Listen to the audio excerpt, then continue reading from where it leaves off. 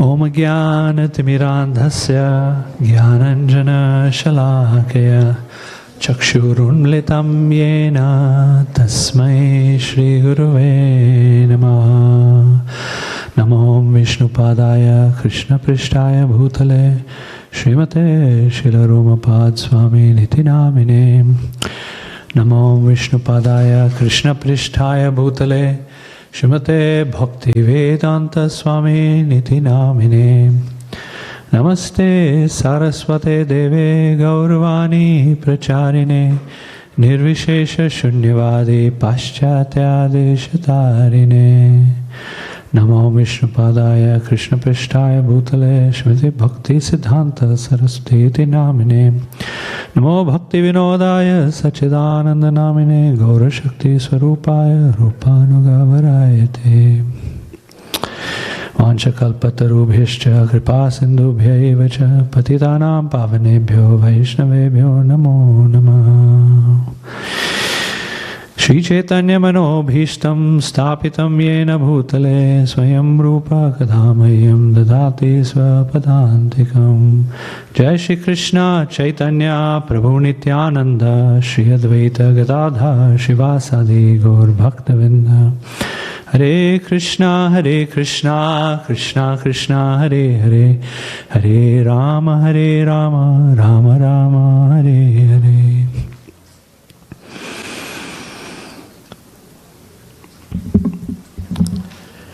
It is a honor and privilege to be among the Vaishnavas this morning. Like I said, I've never been to Portland before. I've heard so much about Portland. It's a beautiful city, in the midst of a very beautiful state. So I'm excited to be here.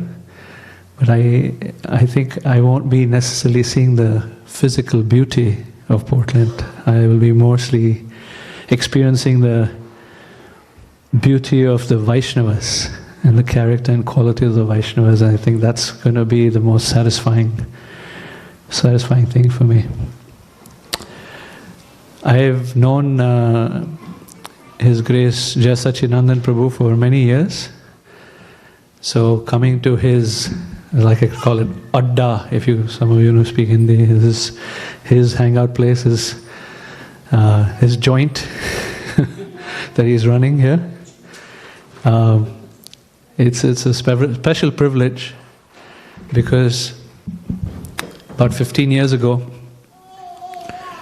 a very close confidant, a close friend, even though he was several years older to me, the temple president of St. Louis Temple at the time, his name is Rup Sanatan Prabhu, he was our god brother, and he was experiencing bladder cancer. It wasn't pretty. He went into remission, but then it resurged several years later for him, and then finally took his life. During all of that intense period, I got the fortune to connect with Jai Sachinandan Prabhu because of his field of oncology. And what really inspired me was, his calm disposition in the midst of intensity. Despite being very busy, he would spend a lot of time with us on the phone, guiding us through the process of what to expect and what to be done. And the care, he genuinely cared. He would follow up with us, making sure that we followed through his advice, etc. So I got a little taste of his nature and his personality. So it was when I was invited by Maharaj to come to Portland, I said, sure, happy to serve in this way. So yeah, I have a lot of appreciation for Jai Sachinandan Prabhu, who's leading the congregation here. And Param Karuna Prabhu, I've heard a lot about him as well. And his Shastric depth, how he enjoys studying Shastra. I was hearing from my gracious and hospitable hosts, Chaitanya Chand Prabhu and his good wife, that there's a large group that's studying Bhakti Shastri with Parama Karuna Prabhu. So that's wonderful, and I'm not surprised. he certainly got that quality of going deep into Shastra, which is very beautiful.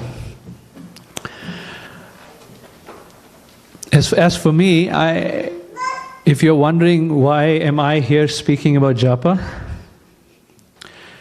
to be honest with you, my wife and I have been thinking about the same thing for several weeks. Why me? I see myself as a destitute householder, not destitute financially, but destitute spiritually. And, we're just struggling to make ends meet. But I also know that the grace of the spiritual master is such that he pulls disciples out of the ocean of pain, material existence. And this opportunity for me to delve into the topic of Japa over the last 4 weeks, because we went to Phoenix, then Houston, and now here in Portland, to do the Japa retreat 3 times in 1 month has been exhilarating, spiritually speaking. So I know that it's very beneficial for myself. If you receive any benefit from this conversation, know that it's not my doing. It's just the blessings and the grace of the Acharyas in my life. Okay, with that, I want to share that this Japa journey map is something that was born out of my, I would say maybe the 10th study of this book, the Japa book by Burijan Prabhu. Maharaj mentioned Burijan Prabhu earlier this morning. Some of you heard, he was, in some ways, Maharaj considers him like a mentor in Krishna consciousness, kind of pushing him to the next practice and next level of Krishna consciousness. In any case, this particular book has been transformational for me over the last, I don't know when it came out, in 2010. How many of you have read this book? I can see a show of hands. Okay. So last year, no, it'd have to be 2 years now, because we're now in 2026. In 24, I took on my 10th study, so to speak, and took assiduous notes, trying to go deeply into this book. And what emerged for me is a visual, because I think visually, a visual of a journey, a Japa journey. So a lot of the content that is going to be presented from this book. But this book itself is a consolidation of several amazing books, including Srimad Bhagavatam, Bhagavad Gita, Madhurya Kadambini, Bhajan Rahasya. It starts a lot from the Bhajan Rahasya book that Bhaktivinoda Thakur wrote. Writings of Srila Prabhupada and lectures of Prabhupada, the writings of Bhaktisiddhanta Saraswati Thakur. So it's a awesome combination, a composition of several texts from several acharyas. And I took the time to study some of those texts, of course, with Madhurya Kadambini by Vishwanath Chakravarti Thakur and Bhajan Rahasya by Bhaktivinoda Thakur, etc. And it's so that's where I came up with this map. It's not necessarily a self-creation, it's sort of just visualizing what has been culled out from these various texts, if that makes sense. So, why is Japa so important for us? There's a beautiful pastime. You have Lord Nityananda and Lord Chaitanya here in your temple, and the main deities, the only deities. You have Lakshmi Nrsimha as well, but the key deities are Gaur-Nitai. And in Chaitanya Mahaprabhu's pastime, during the time of Jagannath Puri, when he was inviting the devotees to come for Jagannath Rath Yatra, the devotees came and stayed with him for 4 months. It was a beautiful experience, watching Mahaprabhu dance during Rath Yatra. Can you imagine? Some of you may have seen the picture of Prabhupada dancing during the San Francisco Rath Yatra. Oh, I don't know if it was the LA or San Francisco Rath Yatra. Prabhupada jumping and the whole crowd erupts like that. So when the devotees came and were with Chaitanya Mahaprabhu dancing in Rath Yatra, it was so powerful. So much so that some even saw Chaitanya Mahaprabhu expanding himself into 7 different Mahaprabhus, dancing with 7 different parties, each one having a couple of mridangas and kartals, and it was ecstatic. And as the devotees were leaving Jagannath Puri to go back to Navadvip, one devotee by the name of Satyaraj Khan, a Grahastha, came to Mahaprabhu and requested some instruction. I'm a Grahastha. Can you kindly instruct me? What am I to do with my life? So how many are here are Grahasthas or householders or married? Okay. For those of you that are not, there's a joke I learned, there's 2 kinds of people in this world. 1, those who are married, and 2, those who are happy. It's a joke. So he said, I'm a Grahastha, what to do? What instruction can I get from you? And Mahaprabhu gave him 2 things to do. 2 instructions for Grahasthas. Number 1 is you, Vaishnav Seva. Serve the Vaishnavas. And 2, perform Sankirtan and Nam. Take shelter of the holy name of the Lord. So it is extremely important for everyone, and certainly for Grahasthas, for householders, to learn the art of Japa. And to be totally immersed in it and taking a lot of strength in it. In Bhajan Rahasya, Bhaktivinoda Thakur has a phrase that he expresses. Let me read it for you. He says that Sankirtan is an eternal activity of the jiva. All other religious activities are meant to help one attain perfection in chanting. So in Bhaktivinoda Thakur, in Nectar of Devotion, there's a list of, some of you are studying Nectar of Devotion, there's a list of items that make up devotional practice. And when you boil it down to the most important activity of devotional practice, chanting, reading, worshipping the deity, serving the Vaishnavas, going to the Holy Dham, studying the Bhagavatam, praying to the Lord, wearing appropriate clothing in front of the Lord, singing for the Lord, etc., etc. So many devotional activities are delineated in the Nectar of Devotion. The one that stands out, reigns supreme over all, is chanting the holy name. And so Bhaktivinoda Thakur writes here, all other religious activities are meant to help one attain perfection in chanting. So this chanting process is our lifeline. Everything that we do, go to work, go to school, take care of the kids, if you have kids, take care of the parents, if you're in that phase of your life, serve the Vaishnavas, whatever we do is meant to enhance our chanting. And the chanting that we do is meant to infuse all of those activities, social activities, occupational duties, with Krishna consciousness. So everything we do is meant to feed our chanting, and everything, and how we chant is meant to feed our consciousness for the rest of our worldly duties. That's what Bhaktivinoda Thakur is saying in Bhajan Rahasya. So part of also looking at this map is to understand the objective, why we're looking at this. The objective here, we're going to do part 1 today and part 2 tomorrow evening. So if you don't like part 1, you can ask for your money back and not come tomorrow. But if you want to get the full effect of understanding this Japa journey map, I highly encourage also participating in part 2, because part 2 is where we get to the real meat of the subject. especially for those who have been practicing for a while, and have been practicing japa for some time.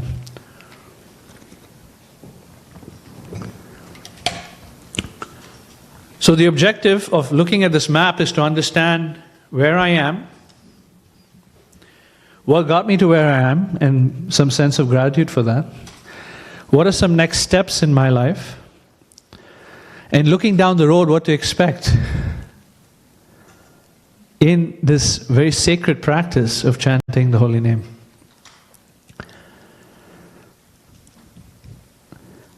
I call this Japa journey, and I have a subtitle here that says the meandering journey of faith, love and humility. These three are interconnected: faith, love and humility. Vishwanath Chakravarti Thakur in his Madhurya Kadambini, which explains the stages of devotion, the stages of spiritual growth and evolution, he explains that it is the development of love, no doubt, but also that it's a development of faith. Love and faith are almost synonymous. At the very beginning stages of our Krishna consciousness, we have what's called Adav Shraddha, or beginning faith. That beginning faith is actually beginning love. So faith and love, when you have extreme, high, unflinching faith, that kind of faith, like the faith of the gopis towards Krishna, that he is my shelter and my all in all, that's premal, bhakti, full love. And interestingly enough, humility is right there with faith and love. So as our humility increases, so does our love increase. And this is described in Brihad Bhagavatamrita, a book written by Sanatana Goswami, that those whose love increases, their humility increases. And those whose humility increases, their love for Krishna increases. So it's like three vines of a creeper that are all together, entangled together, growing. So that's the journey of faith, love and humility. And meandering is, I like to use a river analogy. Our japa journey is like a river flowing to a sea. Does anyone know a verse in the Bhagavatam that speaks of a river flowing to the sea?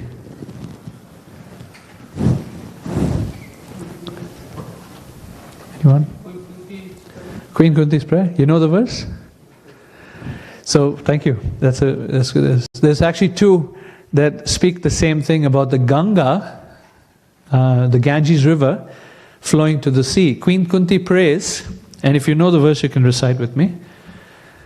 Tvaime nanya vishaya matir madhupate sakrit ratim udvaha dadadha gange vogam mudanvati. She's praying, Tvaime nanya vishaya, that may my mind have no other subject of contemplation except you. Vishaya, my subject of contemplation. Matir madhupate asakrit, and may it be constant, asakrit. Ratim udvaha dadadha. May my attraction come to you directly, adha.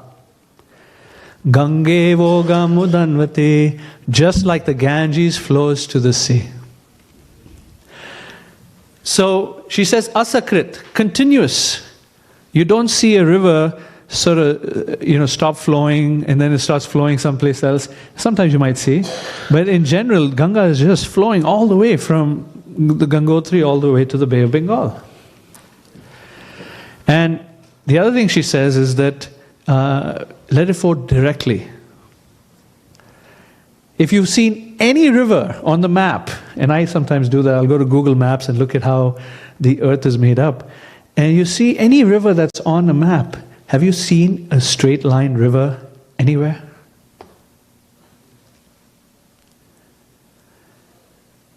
Similarly, when she's saying, may my mind, may the Ganges, like the Ganges flow directly to the sea, I understand it to be accepting of the fact that each of our lives has a very unique, meandering journey to Krishna. No two rivers have the same flow. Each river flows differently. We had the opportunity, Maharaj had taken us to, Rampada Maharaj had taken us to Haridwar, Rishikesh and Badrinath. We didn't get to go to Badrinath because there were landslides and stuff like that happened. So we ended up just staying in Haridwar and Rishikesh. One of my favorite things to do in Rishikesh was to go to by the pond, by the river, Ganges River, with the mountains in the backdrop, beautiful, beautiful, you know, and watch the Ganges flow and chant my japa while watching the Ganges flow. It's very interesting because the ghat, or that place, the bank where we were seated to just chant our japa early in the morning and watch the Ganges flow, there's one section where the Ganges seem to be going backwards. You know, there's certain obstacles along the way for any river that sometimes it seems like it's going backwards. Dear devotees, sometimes we might be feeling we're going backwards. And we made a trip to Dev Prayag. Dev Prayag is this place up a little higher than Rishikesh in the Himalayas, where you see the start of the Ganges. Dev Prayag is where the Bhagirathi River and the Alaknanda River come together, join, and now it becomes the Ganges. Prior to that, it was two different rivers, Bhagirathi and Alaknanda. We have Bhagirath here, who I just met this morning. And my thought there, again, thinking about Queen Kunti's Gange Voga Mudanvati, is that you notice, if you have, for the river to actually gain speed and strength to overcome certain obstacles in life, you need to have a tributary come and give that additional gush to the original river coming down from the Gangotri to flow faster and stronger. What is that? Devotee association. We need some others to help us to go past certain obstacles in life. So our meandering journey of japa, we will see, is actually very similar to a river. And just like sometimes a river dries, some rivers dry up and don't get to the sea, some people don't continue the practice of Krishna consciousness. And there are many reasons for that. As there are many reasons that a river may not continue going on. Right? So the river analogy is actually very appropriate that we see spoken by Queen Kunti to Krishna. In our japa journey, there's a strong need for having a inner life that's vibrant and that we become more and more and more self-aware. Introspective. Prabhupada would encourage introspection, or Bhaktisiddhanta would strongly encourage introspection. So we be really introspective about our life. Also, the Bhagavatam explains sometimes introspection is not so easy.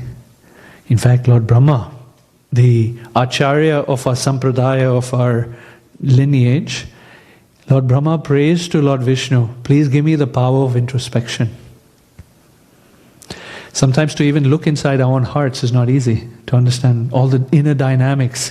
So it requires the mercy and the strength from the Supreme Lord, even to introspect.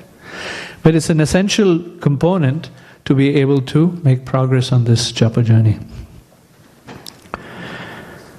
This map that I'm going to show you is only going to get to the stage of nishtha. Does anyone here not know what are the various stages of devotion, the 9 stages of devotion? If so, I'll give a quick 9 stages of devotion. Not so familiar? Okay. So, spiritual life, and you can see this with any tradition actually. What are the stages of devotion? I don't have it here, but I have some of them here. But it starts with basic, some degree of faith or recognition there's something higher. I'll give you my example. I grew up in Nigeria. I grew up in Africa. And I used to visit India once a year, more or less. And the place I used to visit was Chennai, because that's where that's not where my ancestors are from, but that's where my parents somehow grew up. So we used to go visit Chennai, and my cousins living in Chennai, we would play around in their big house. And lights would go out, which is a common thing. Load shedding, as they would say. I don't know if they have it here in Portland, but they had it in Chennai, where this all of a sudden lights are out. And I don't know if any of you know about Chennai, but it's really hot. Really hot. And so when it's hot and you got to go to sleep, what do? And there are no lights. You can't turn on the air conditioner. So us spoiled brats, we went up to the terrace and we would sleep on the terrace. And I would remember sleeping next to my cousins, trying to, throw cold water on ourselves, trying to just reduce the experience of the heat and stare up into the sky. The beautiful night sky and the stars. And my young, imaginative, inquisitive mind would think, why am I here? Like, what's the purpose of this interesting display of the cosmic phenomena? Why so many stars? So those are my and then is there like a person behind all of this? There's a God? So that's initial faith. Okay, so that's the first stage. Then the next stage is called sadhu sangha, where you start to meet devotees, meet spiritualists, and you get spiritual knowledge. And then the next stage, the third stage, is bhajana kriya, where you start to practice devotional practice, or anything spiritual, meditation and so forth. The next stage after that is where the contaminations of one's character, called anarthas, starts to get removed. Anartha nivriti is the fourth stage. The fifth stage is where I'm going to get to, and that's it. Nishtha. Nishtha means fixed.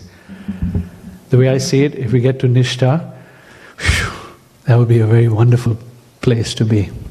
Because past Nishtha, the spiritual life is more like going downhill. Going uphill is very difficult. Going downhill is a lot easier. Where we're staying, I noticed that they live uphill. And the car has to really, But you could just leave the car in neutral, turn off the engine, and you'll go downhill, no problem. Similarly, after the Nishtha stage, devotional life becomes more, devotional life is not as much of a struggle. So after the Nishtha stage of fixity in devotional service comes ruchi, taste. It becomes very strong. You have taste for devotional service. Then comes asakti, attachment. Then bhava, ecstatic emotions. And then finally prema, pure love of Krishna. So these are the 9 stages. For those who are new to this concept, these are the 9 stages of devotional practice. What we're going to talk about this journey from the beginning till Nishtha, the 5th stage. Okay. I'm going to read what a journey means according to some, and see if that might apply to those that have been practicing Krishna consciousness a little bit. The journey through life is filled with wonder, challenges, broken hearts, extreme highs and lows, celebrations, special moments and memories that define our experience as a human. It is these events, planned or unexpected, that impact our travels and define our purpose. So that is a journey. You noticed in this morning's class, during the topic called From the Heart, Maharaj mentioned at least 2 slides and mentioned the ability to get to be able to chant from the heart is a journey. Right? He said it in 2 slides, it was like that. So this is expanding a little bit what that journey looks like. Okay? Okay, let's start our journey. We have some Adav Shraddha, beginning faith. That beginning faith, Jiva Goswami explains that it could be of 2 types. Number 1 is the kind of faith that is called Swabhaviki. Swabhaviki meaning it's internal, or Shastriya Shraddha. It's that that faith where you are starting your devotional life, you're starting your spiritual life, having conviction that the scriptural teachings are true. You know that scriptural, you don't know what they are maybe, but you have this conviction that scriptural teachings are true. You don't have all the understandings of the nuances, etc. But you know what? This stuff, Bhagavad Gita, as my young son will say, is the goat, the greatest of all time. Yeah, the goat. And there's another kind of Shraddha that Jiva Goswami says. And you might notice that some people get attracted to spiritual life and spiritual practice by what's known as Loka Parampara Shraddha or Laukika Shraddha. Or just because my grandma used to do it, I'm going to read Bhagavad Gita. Or I'm going to chant the holy name. Or just because I want to be part of a community. Walk into a temple nowadays in US anyway, full of brown people like me. So let me join an environment that's a community. So that's Lokika Shraddha. It's a weaker kind of Shraddha. It's that kind of Shraddha that may not last and will not drive one all the way to the Nishtha and beyond stage. So that other kind of Shraddha, Lokika Shraddha, that's based on acceptance from others, that's based on the strong influence of social pressures, peer pressure, that Shraddha has little weight and can easily be infected and affected. So the next stage is Sadhu Sangha, where one starts to associate with sadhus, devotees of the Lord. Let me see if I can bring this up. By the way, I only have one slide, okay? We're just going to go through one slide for 2 classes. So half a slide for this class and half a slide for the next class. But I also have this handy-dandy zoom-in technology thing that Microsoft has, that PowerPoint has. So zooming in. Sadhu Sangha. We talked about the last point, Lokika or Shastriya Shraddha, right? The middle point here is that there are 3 features of what makes Sadhu Sangha. The 3 features that make Sadhu Sangha are, in Sanskrit, it is known as Snigdhasya, Sajatiya, and Vara. Snigdhasya means affectionate. Snigdha. Snigdha, some of you may know Hindi, and Snigdha means affectionate, love, affection. So they're devotees who have maturity of realization of Krishna to some degree will naturally have affection for others. Just naturally. Because they see that everyone ultimately is part and parcel of Krishna. And so there's a natural affection that they extend to others. Second is like-mindedness. There's 2 kinds of like-mindedness. Like-mindedness is in the sense of like-mindedness of sincerity of heart. Like, I want to reach the spiritual goal of life. I want to be spiritually successful. And then you want to hang out with and associate with those who are pursuing that same goal. So that's like-mindedness.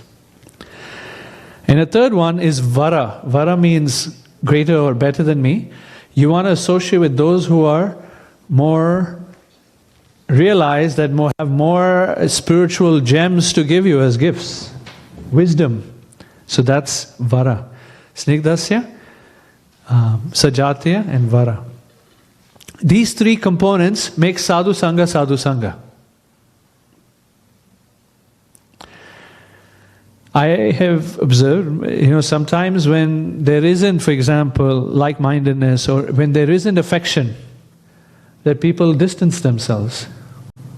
And it's hard to maintain Krishna conscious practice when some of these elements are missing. So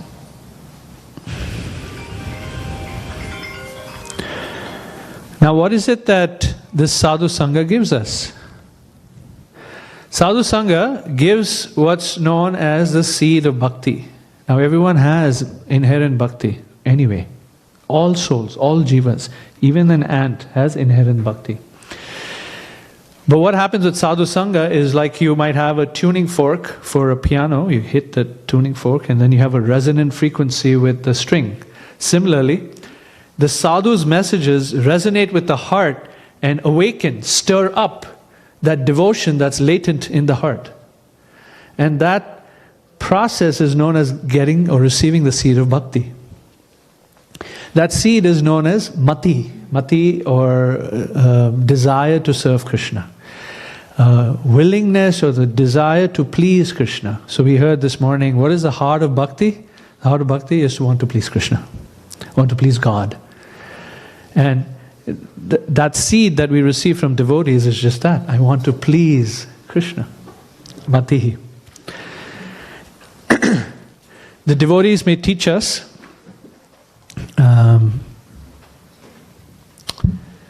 wonderful things about chanting the holy name. And we receive it. We receive these messages, and these messages may strike our heart in a way we go, yes, I would like to chant. I remember for me, how it happened was that I actually, early on in my earlier just associating with devotees, one time I went for a home program and there was a sannyasi, there was a saint giving a talk. I don't even remember who it was.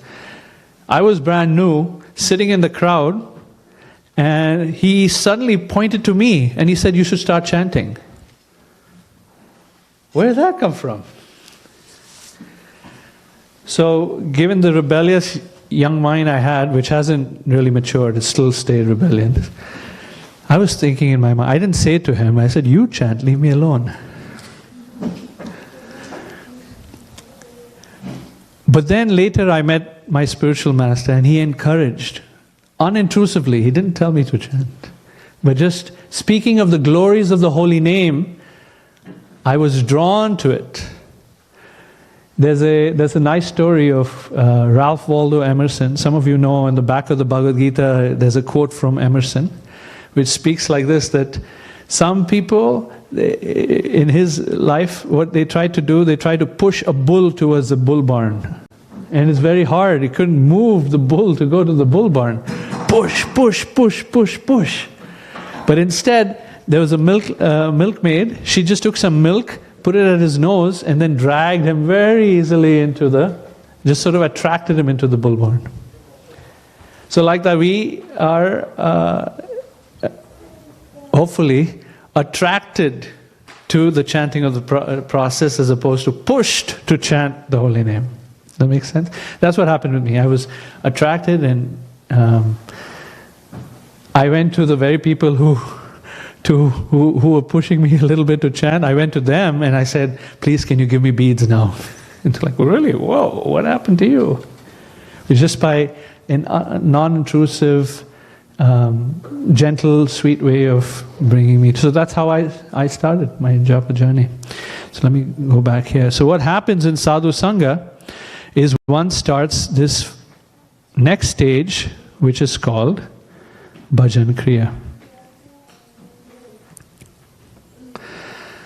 Some people may know this Shikshashtakam verse, you can recite with me. This is what devotees teach us. Cheto darpana marjanam bhava mahabdavagni nirvapanam Shraya kairava chandrika vittaranam vidya vadhu jivanam Anandam udivardhanam pratipadam purnamrta swadanam Sarvatma snapanam param vijayate Shri Krishna sankirtanam. So in this Shikshashtakam 1 that we learn from the devotees, we learn about, hear the glories of chanting the holy name. Cheto darpana marjanam, that the mirror of the heart is cleansed. The Japa book explains, like imagine you had 30 kilometers or 20 miles depth of dust on a mirror. You can't see what's going on. Absolutely not. 20 kilometers. So, Cheta, Darpana, Marjanam is that it cleanses the mirror of the mind so you can go to the deepest part of yourself and see who you are. The Yoga Sutras also give this analogy. Just like a sea or a pond or a lake is very disturbed sometimes. And you can't see what's at the bottom of the lake. I remember when we were kids, sometimes you play this game where you throw a coin into the pool and you try to find the coin inside the pool. But first you got to wait for the pool to sort of calm down a little bit, not be so agitated, to see where the coin is, to jump in and grab it from the floor of the pool. Like that, our minds are very disturbed and distracted. And not only that, there's so much more distraction in flooding our lives on a daily basis. My family gifted me a new watch for my birthday. Oh my goodness, it buzzes for everything. Right? And I can see over here if somebody has walked right outside my house right now, there's a notification that I get. And here I am in the middle of Oregon, hanging out with people that's thousands of miles away. So much more distraction. So how is it possible for us to see who we really are? How can we chant the holy name with so much... that's how I feel sometimes. So, Cheto Darpana Marjanam, Shikshashtakam teaches us that the chanting of the holy name helps to settle the surface of the water so you can go deep and understand who you really are. Has anyone had this experience where you stare in the mirror and you stare really deeply into your eyes and say, who are you? Anyone done that? You've done that? Okay, you and I are the only crazy people in this room. I remember doing that when I was like 10 years old. Who are you? It's a good exercise. So, Cheto Darpana Marjanam. And then the next one, the next benefit of chanting the holy name we hear from the devotees is Bhava Mahadavagni Nirvapanam. Now everyone likes this one. Why? Because it says that the pain of material life is going to be removed. Bhava Mahadavagni, the forest fire of material existence, Nirvapanam, is extinguished. Really? All my problems gone away? The panacea for material existence is in this Japa process? Really? Sign me up. Where do I sign up? I'll sign with blood, no problem. Give it to me. Right? My mother-in-law taught me this. I'm not a big Hindi speaker, but she taught me this statement, which I've always remembered. It says that she said that Jisse na pucho wohi sukhi. For those that don't know Hindi, what that means is, to whoever you don't ask, that person is happy. One of my services is to support the global movement in life crisis and grief counseling through the Karuna Care Association. And it is a fact that everyone has problems. And as soon as you start uncovering one problem, there's another problem behind that, and there's another problem behind that. And there's so much pain. Here's a secret that I learned from Kanteya Prabhu, the way he explains, the one devotee that I appreciate very much. He said that when you focus on helping other people with their problems, your problems subside. Nice, very nice advice, and it's true. I've experienced this in my life. The more you try to assist others, the more your own problems start to fade away. Because there's so much to worry about with other people's problems. There's so much problems that are out there. Just take the time to genuinely ask someone, how are you? Generally, when someone says, how are you? The first thing we say is, fine, good. How about you? Good. And we move on with our day. I met one devotee one time in Gita Nagari, which is a farm community in Pennsylvania. So I walked up to the devotee and I said, how are you? The devotee looked at me, good, how are you? I said, good. He said, you and I are both in Maya.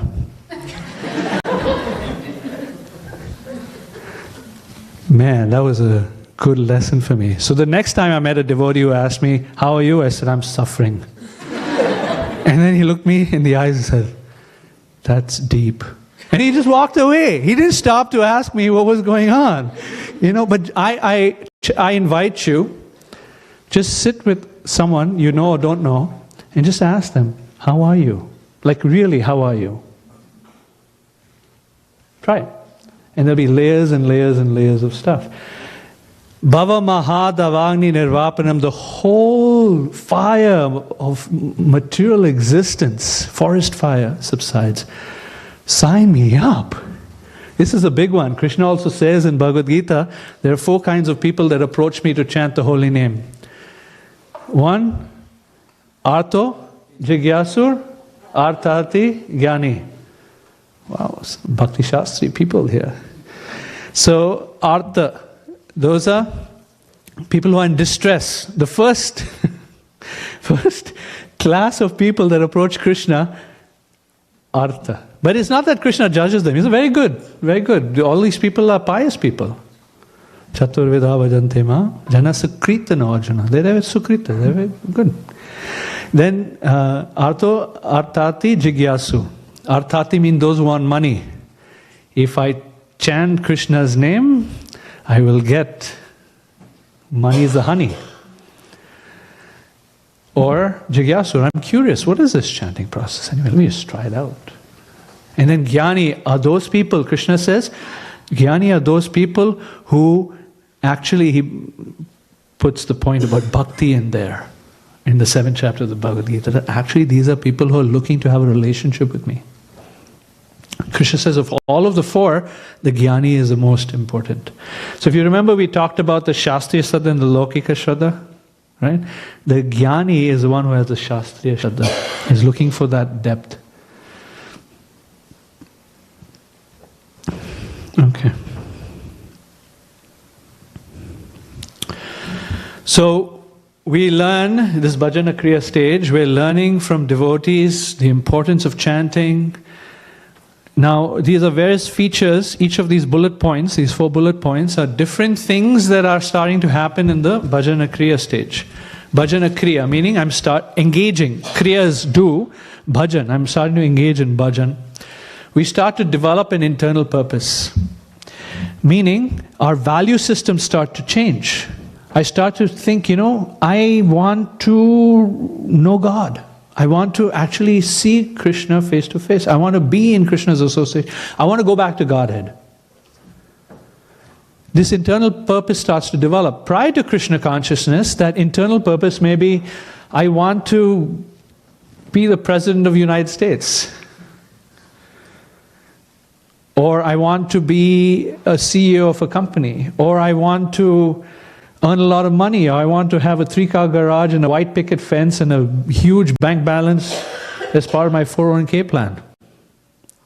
Right? So these may be purposes that we develop earlier on, prior to the Bhajana Kriya stage, when we start associating with devotees, that the inner value system, that's core, that's deep, that inner value system starts to shift of what's really important, what's really, really important. Then what starts to happen, it's sometimes scary, is those friends that we used to hang out with and family that we used to love so much, we start to think, oh my goodness, they're bad association for me.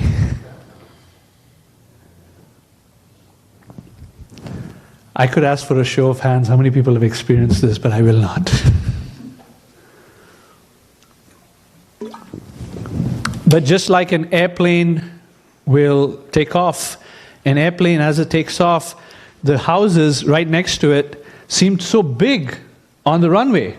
But as you start to take off, those considerations become smaller and smaller and smaller. They become less important to you. So the inner value system, that's the first point. The inner value system starts to change and shift.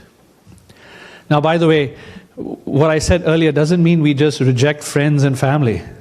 It's just that we start to feel a little uncomfortable that these are not my people. This is not my space of safety and shelter.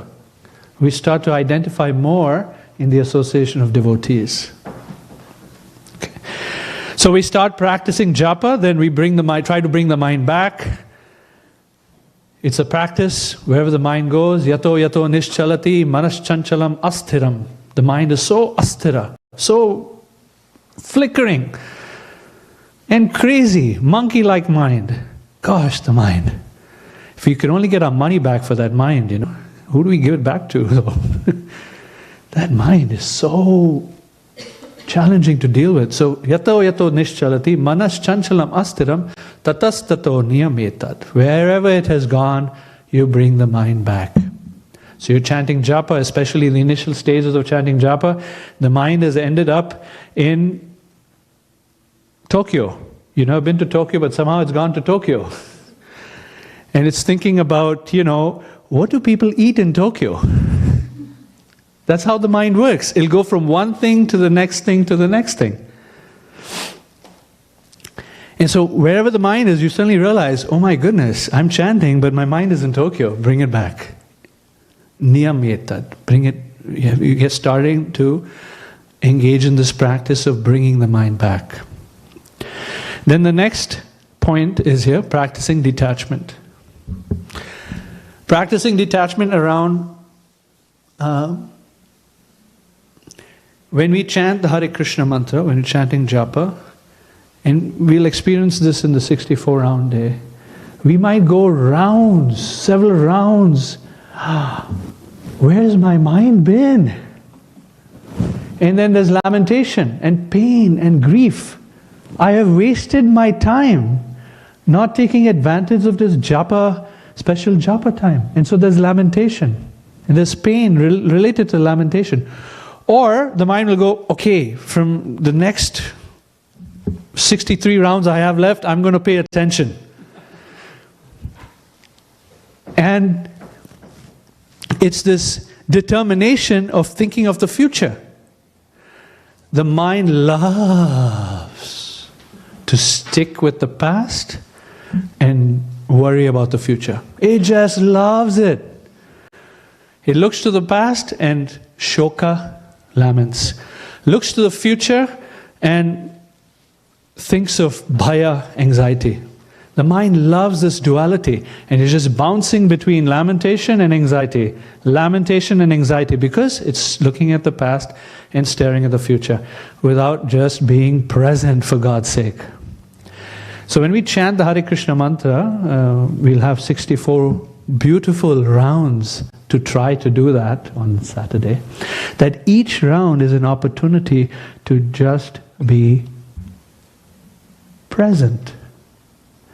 Being present with the all-present Supreme Lord is the greatest present we can give ourselves. I'll say it again. Did you catch that? Being present with the all-present Supreme Lord is the greatest present we can give ourselves. This is practicing detachment. Not to worry about the past and not to be anxious about the future. I will chant the rest of my rounds. No. Just focus on being present on this particular mantra. Right here and right now. And then the last point that I note here, in the Bhajana Kriya stage, we will experience glimpses of strength, peace and Krishna. Personal story that I have a quite a despicable past prior to taking up spiritual life, that I used to eat anything, unfortunately, anything. Not things that, anything. And I valued being a vegetarian. I really did, since I was a kid. I just couldn't. In college, I made a determination. I'm going to be a vegetarian. It lasted 24 hours.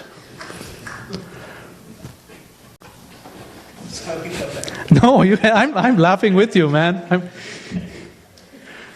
You know what my realization was, Prabhu? I have no strength. When I started chanting the Hare Krishna mantra, within 2 weeks, of chanting every day. Not even like many rounds, just 2 rounds every day for 2 weeks. That was it. That was it. Never to look back. It's the holy name. It wasn't me because I tried it. It was the Hare Krishna mantra that gives us glimpses of strength. I have my story. Others in the room have their story, I'm sure. My dear God brother Amitananda Prabhu is here. I'm sure he has lots of good stories. He's been helping a lot of devotees over the years in Krishna consciousness. Of how, even in the Bhajana Kriya stage, very early we get strength that's beyond our strength. Peace. So I often go to colleges to teach the mantra meditation practice. And in teaching these students about Krishna consciousness, about mantra, chanting japa, the comment that I most often get after chanting 1 round is like, that felt peaceful. Because who stops for 7 minutes of their life to just sit and hear the same thing over and over again? Who does that? We're constantly on this hamster wheel to accomplish, get stuff done. You know, we're pushed by our peers around us. We're pushed by material nature. We're pushed by societal expectations of what we should accomplish in our life, that just sit down and hear Krishna's name for 10 minutes. It's not something we're used to. And so it becomes so peaceful. And we might have glimpses of Krishna. I remember, so Japa, in the Japa book, Bhujan Prabhu expresses that a couple of years after chanting the Hare Krishna mantra, 2 years after chanting Hare Krishna mantra, one day he suddenly realized, oh, wow, the holy name is powerful and sweet. He experienced Krishna's presence in the holy name after 2 years of chanting Japa. I had a similar experience. Months after chanting the Hare Krishna mantra, all of a sudden, I was chanting and it's like, oh, this is Krishna, right here. The holy name is Krishna. It was like a little glimpse. One may ask, why do we get glimpses and why isn't it sustained realization? Why can't it always be there with me? And Bhaktivinoda Thakur answers that question. He says that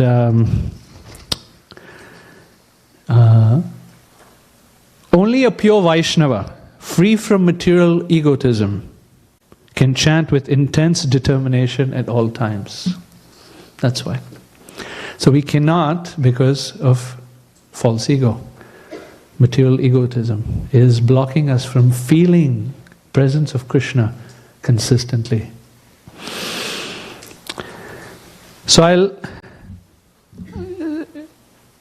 pause us here for a second and ask you to talk to the person next to you and explore what got you started in chanting. I shared my story, how I started chanting. Each of you, if you don't mind, if you're willing to humor me, talk to the person next to you and find out from them. Learn about each other, about what got you started in chanting the holy name. And I'll tell you this, Vishwanath Chakri Thakur in the Madhurya Kandamani explains that if you know what got you started, you know what will help you progress. If you know what got you started, it's what will help you progress. So, that's a clue. Okay, go ahead. Have a conversation with the person next to you, and then we'll come back in about 3 minutes.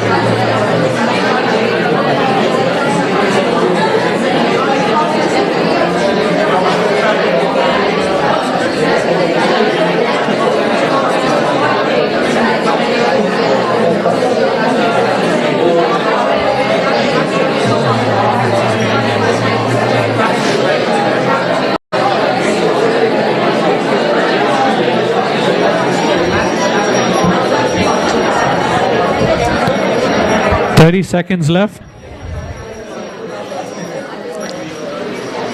Jai Shishinitai Sachinandan Ki Jai.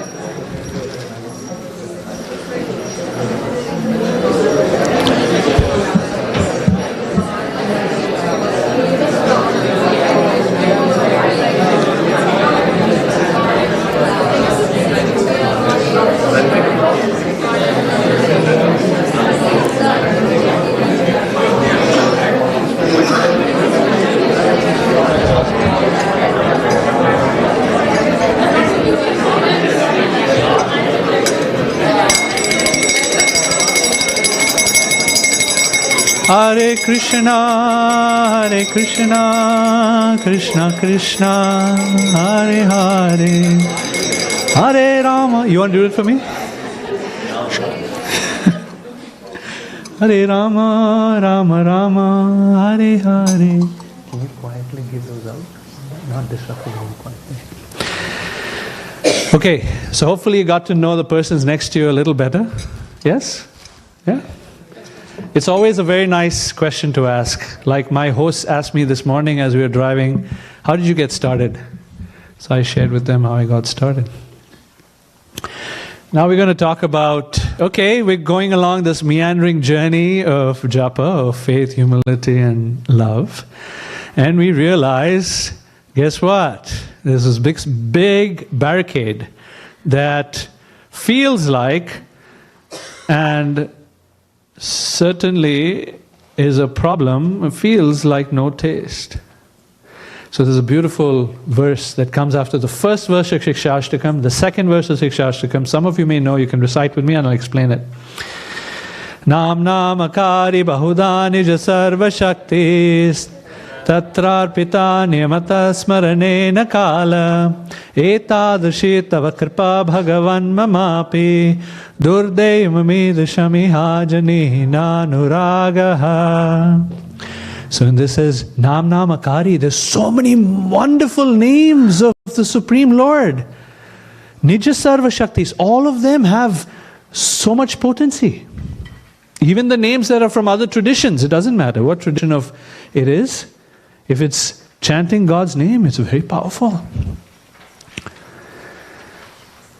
Tatrarpita niyamata smaranena kala, there's no rules and regulations to chant. So we're told by the devotees, there's no rules and regulations to chant the holy name.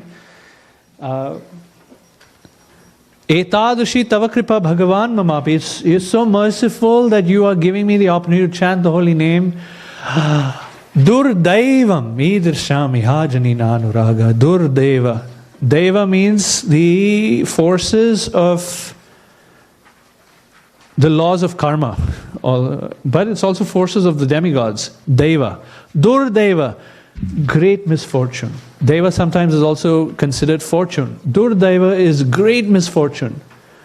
Durdevam ihajani nanuragaha, I have no anurag. Raga means attachment, anurag means, strong attachment. Na anurag, I don't have any attachment. I have no taste. Basically he's saying, I have no taste. So when we're in this stage, by the way, we're only going to get to Shikshashtakam 3. That's Nishtha stage. That's pretty high up there. But the journey between recognizing that I have no taste to finally wanting to chant all the time, Kirtaniya Sadahari, which is Shikshashtakam 3, it is quite a journey and we're just getting started, dear friends. What are the features of no taste?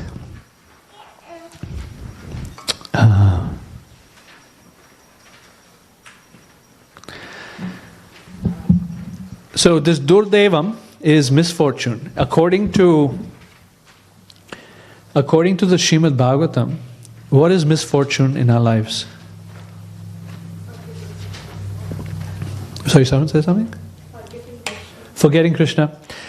Yeah, in a broader sense. And then there's a verse that speaks about what that misfortune is. I'll share with you. See if you can relate in the world we live in. This is Brahma speaking to Krishna. He says, my Lord, the people of the world are embarrassed by all material anxieties. They are always afraid They always try to protect wealth, body, and friends. They're filled with lamentation and unlawful desires and paraphernalia, and they avariciously base their undertakings on perishable conceptions of I and mine. As long as they do not take shelter of your safe lotus feet, they're full of such anxieties. Basically, the misfortune is that we have a pervasive problem of fear or anxiety.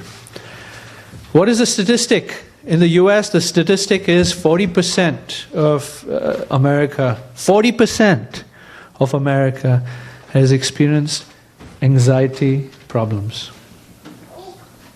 It used to be 18% 20 years ago, something like that. The stats are just crazy. People, doing things like self-harm, it's so common now. Anxiety is a big problem. Misfortune. And even for devotees who are beginning to chant, or those who've been chanting for a while, for them to chant with attention is hard because there's anxieties. Sometimes for those who are caretakers of children, what are the kids going to eat? There's anxiety around that. Or what's the situation in my job going to be? And that's anxiety around that. What's my career going to look like? Am I going to get a job in this kind of climate of the job market? These anxieties plague us constantly. And then to chant the Hare Krishna mantra with attention, is it possible? With that kind of level of anxiety? Durdevam. So Bhagavatam says, that's the... Now according to Bhaktivinoda Thakur in his Bhajan Rahasya, these are 4 reasons for no taste. And each of the 4 reasons are split into 4 further reasons. I haven't listed them here, but I'll explain it.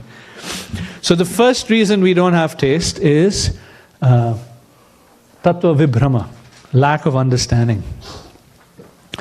Tattva means truths. I don't have proper understanding of who I am, who is the Supreme, who is God, and my relationship with Him. So there's 4 things. I don't understand who I am, and by extension I don't understand who others are. I don't understand who Krishna is, who God is. I don't understand what is the process of reaching God or approaching God. Nor do I understand what is good for me and what's not good for me. So these 4 things make up Tattva Vibhrama. Brahma means mistaken. Vibhrama means foolishly mistaken. The first reason we don't have taste in chanting the holy name is this, is that we don't have clarity of reality.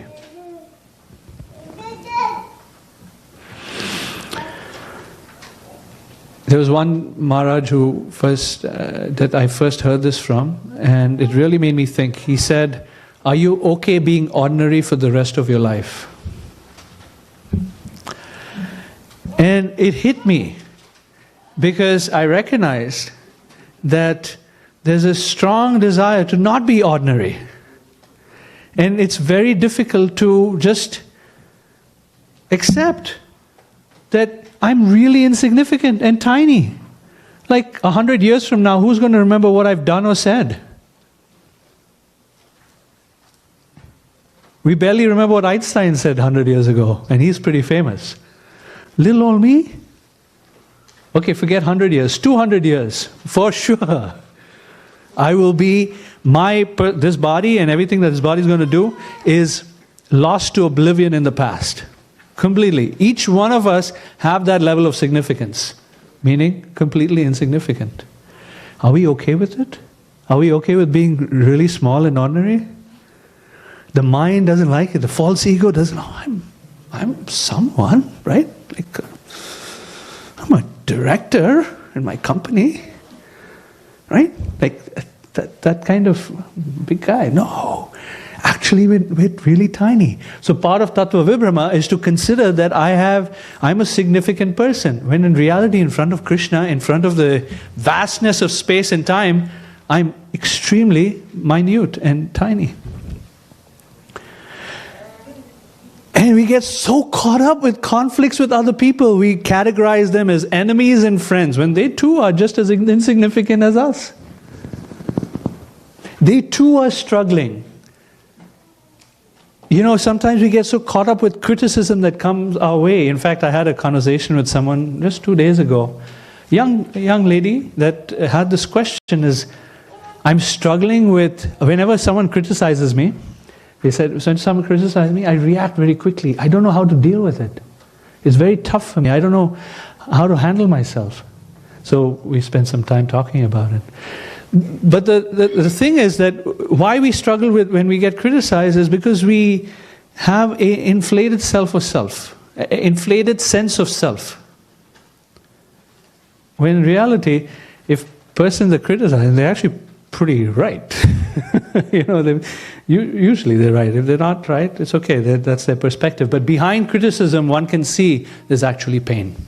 When someone is criticizing, it's because they are going through their own pain. They are going through their own struggle. So they tend to take out that pain in the form of trying to hurt others. There's a common cliche phrase in America, hurt people, hurt people. We don't understand who Krishna is. We don't understand the omnipotence of Krishna. We don't understand the omnipresence of Krishna. We don't understand Krishna is simultaneously all-powerful and all-loving. And because that's not so clear for us, sometimes people struggle with this question, why do bad things happen to good people? It's a common struggle, common question. Part of that struggle is because we don't understand who Krishna is and how Krishna engages with the material world that we're in. The third reason is that we don't understand the process of sadhana and how to apply the process of sadhana properly. And the fourth reason, or fourth subdivision of Tattva Vibhrama, is we don't understand what is good for us and what is not good for us. There are many examples of that. But we go to the next one. This is a fun one. It's called Asat Trishna. Asat means temporary. Trishna means taste or thirst. The reason we don't have Krishna Trishna, thirst for Krishna, is because we have Asat Trishna. We have taste or thirst for temporary. What are those four things that we are generally very attracted to? One, material comforts. The weather, the temperature around us needs to be comfortable. Being here in Portland is such a relief from being in Chicago, which was 0 degree Fahrenheit last night, by the way. So thank you. Thank you for bearing my presence here, because I'm relieved of not being in that super cold weather. We desperately want comfortable environments around us. Material comforts. And there's a Prabhupada story. Prabhupada would go for walks every day. That was his thing. He was determined. When Prabhupada started something, he didn't stop. He would consistently do it every day. So every morning he would go for a walk from 6 to 7. And during that walk time, it didn't matter what the weather was.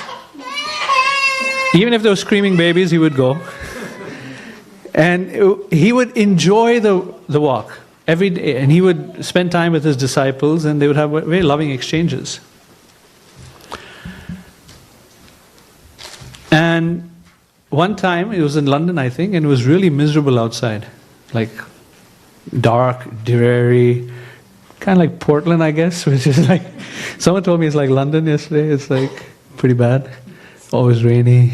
You have 3 months of summer, and it's come out for a breath of fresh air and go back down into the depths of the pool of dark, dreary weather. So one devotee told Prabhupada, it's miserable outside, don't go. Prabhupada looked at him and said, you're miserable, and he walked out.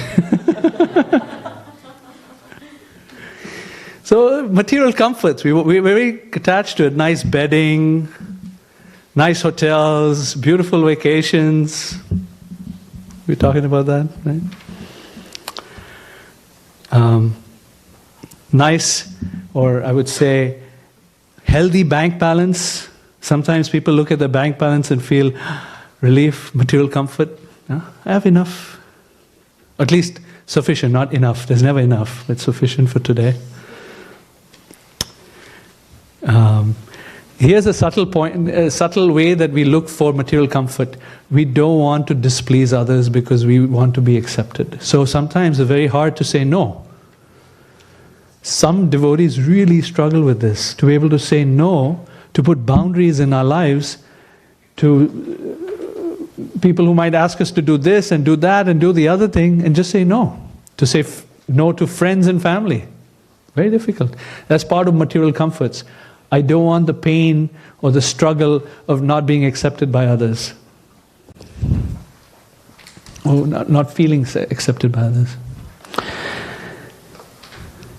Another one, the second asat trishna is heavenly pleasures, opulent foods, sexual delights, fancy homes and cars.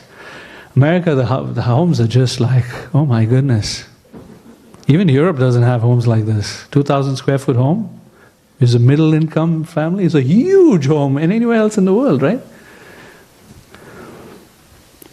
Mystic powers, the ability to control others. That's the third kind of asat trishna. There's a story of Nararayan Prabhu. He's a disciple of Prabhupada. He was initiated, I believe, in San Francisco, early days. And he had somehow got this mystic power to be able to focus on a person and make them turn around and face him. He could control others that way. So guess what? He tried to do that with Prabhupada. So he was standing behind Prabhupada. Prabhupada was facing the other way. And he was standing, he was staring at him, trying to make Prabhupada turn around. Prabhupada didn't turn around. Finally, he was so frustrated, he's like, okay, you know what, this person must be my guru. At that point, Prabhupada turned around. And he realized, he was defeated. The fourth category of asat trishna is wanting moksha or material liberation, or freedom from suffering. When the motivation is to engage in japa for the purpose of freedom from suffering, that is also asat trishna. Alright, so that's the second one. The third one, hridaya dorbalyam. Hridaya dorbalyam is weakness of heart. Durbala, bala means strength, durbala means weakness. So, weakness of heart. And the four different weaknesses of heart are... This is getting pretty depressing, isn't it? There's just so many reasons for lack of taste. So if you're feeling depressed, don't worry. It's only going to get worse in part two. Yes, sir. Maharaj, you said something. I'm not a Maharaj. Can you explain something about moksha which you just said? I lost that line. The desire for freedom for suffering and attaining moksha is also a block from receiving taste and chanting the holy name. It is a self-centered desire. It's contrary to the nature of the soul. The soul by nature is to give and receive love. Moksha is this self-centered desire to achieve peace. Peace is a suboptimal point of success.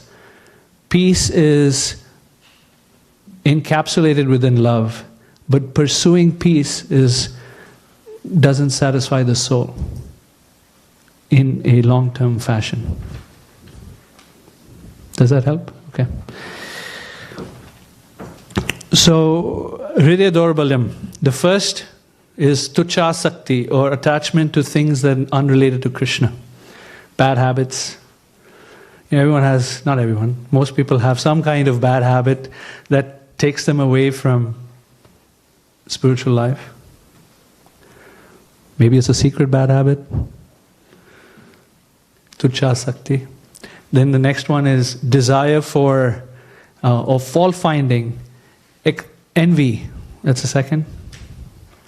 A third one is kutinati, or deceitful, trying to pretend to be someone we're not. Or kutinati, another way to look at it, is that inside there isn't respect, but outside we show respect. That can get us into serious trouble, actually. When inside is not feeling respect, but the outside shows respect.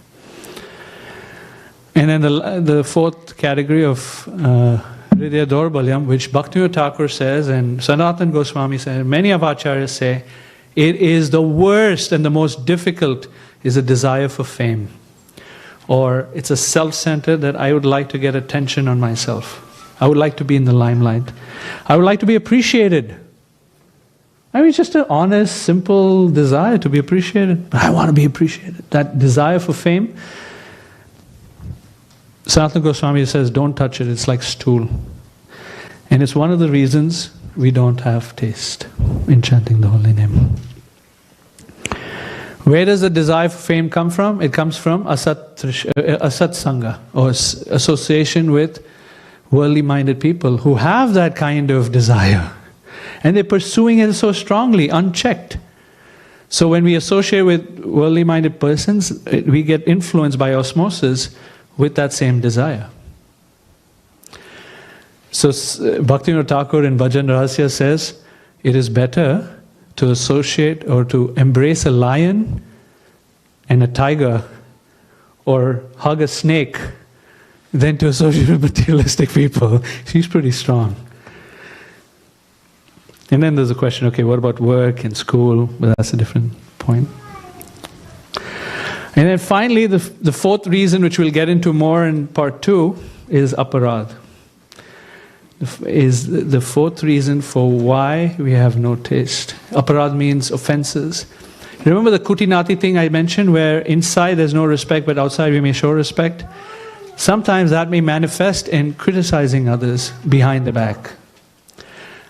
Or vilifying the intentions of, the sincere intentions of people to consider it to be devious or materialistically driven. So that kind of bringing somebody down attitude or mentality or habit is offensive, and it prevents one from receiving a taste in the holy name.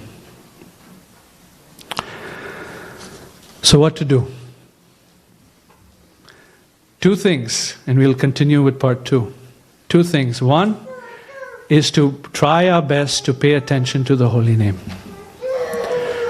And 2, to not criticize others. Because those other 3, the top 3, Tattva, Vibhrama, Asat Trishna, Hridaya Daurbalyam, are all helped by chanting the holy name, are all washed away by chanting the holy name. Hearing and chanting, that medicine can give a lot of strength. But the last one, it has the power to block the benefits of chanting the holy name. So 2 things, chant the holy name with attention, and 2, don't criticize devotees. And to work on, or said another way, work on having a healthy growth of respect in the heart for other spiritualists. Okay. So that's concluding part 1. Part 2, we'll go through more depressing things, anartha nivritti. We'll understand a little bit more about the mind, how the mind works, what are some ways to control the mind, does that work? To some degree, and then we experience what's called a desert. And then finally coming to the stage of nishtha, where one receives shelter of the holy name. Okay? So that's upcoming attractions for part 2. If you're able to come tomorrow, that'd be wonderful. Because that's, for those who have practiced for some time especially, if you're newer, then the first 3 help. But if you're sort of been around for a little bit, the next part is especially meaningful.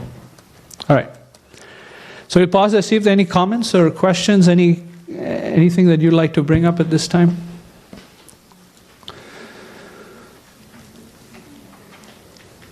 Yes, sir? When we are chanting the holy name, so what is the thought which should go on in our mind? I mean, because it's a name we are repeating, so the mind cannot be blank. So there is definitely some kind of thought. Yeah, so I'll tell you a story of Prabhupada when he was asked this question. He was asked this question twice, and he gave a similar response twice. You know Prabhupada is? Yeah. Yes. So Prabhupada said, mind? What is the question of mind? With your tongue you chant, with your ear you hear. Where is mind? basically ignore the mind. So the focus is not to ignore the flickering of the mind, the sankalpa, vikalpa, I want this, I hate that, all of that the mind is going to bring up for you, ignoring it, but you're chanting from your heart, from your deepest place of yourself, you're trying to chant with affection, with submission, and then you hear the sincerity of your own voice. The mind is bypassed. Just by hearing the sincerity of your own voice. Another way to think about it, Prabhupada in other times would explain that we're mantrartha chintanam. So according to Hari Bhakti Vilas, part of what is to be done while chanting is mantrartha chintanam, to meditate on the artha of the mantra, to meditate on the meaning of the mantra. So what should the mind do if you have a difficult time bypassing it, is to meditate on what does it mean, Hare Krishna mantra. And in very simple terms, it means, please engage me, Radha, my dear Lord, my dear Radharani, my dear Krishna. And frankly, you can think of my dear mother, my dear father, my eternal mother, my eternal father. Please engage me in your service. Please bring me closer to you. Bhaktivinoda Thakur says it this way, please accept me. Look at my life. I'm struggling. There's so many, we went through it, these 4 things of no taste. I have so many things that are enemies that are attacking me and preventing me from being my best version of myself, if you will. Please accept me and bring me closer to you. So that's actually what Hare Krishna means, is this desire to be close to Krishna, Radha Krishna. Okay. Thank you. You're welcome. Anyone else?